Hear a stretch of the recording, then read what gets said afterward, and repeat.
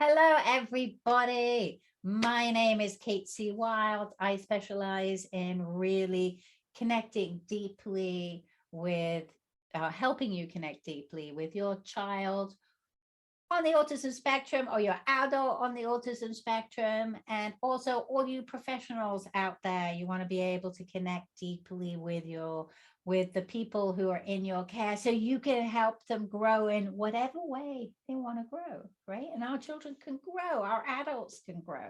It's never too late. But this video is all about, or just one thought, one adjustment to make when you're setting a boundary with your child. So let's say you've already created some boundaries, maybe particularly around safety. So maybe one of the boundaries is you can't go out of the house in the middle of the night, right? Your child wakes up in the middle of the night, wants to go in the car with you. And you're setting a boundary. That's a very sensible boundary. That's a great boundary to set. And but you might have a question about it.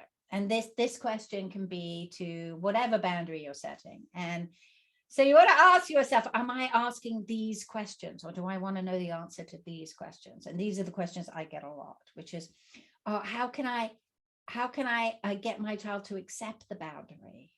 Right? How can I get my child to not protest the boundary? How do I get my child or my adult to stop asking to go out in the middle of the night?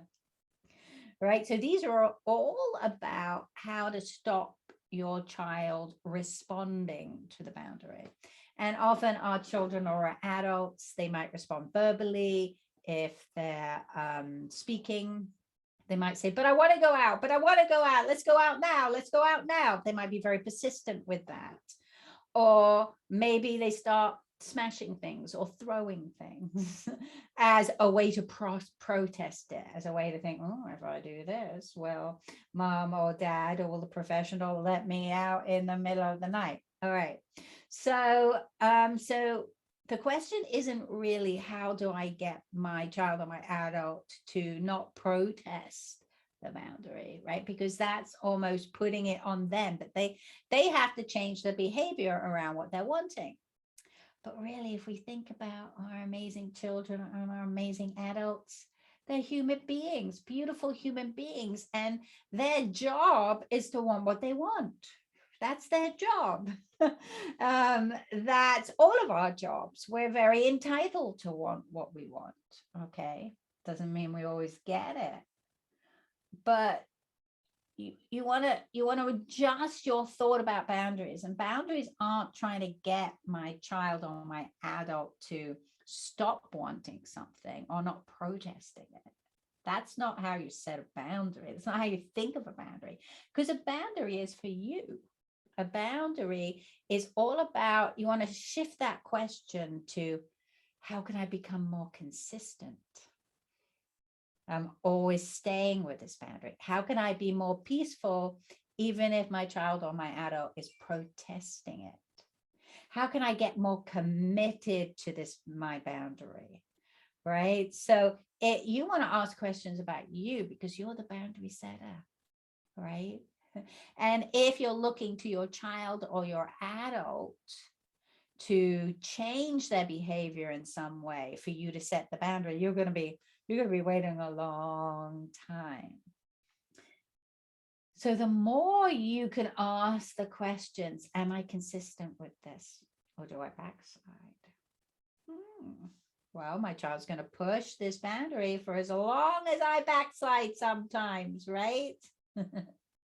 Because then they know we don't mean it. Am I getting agitated?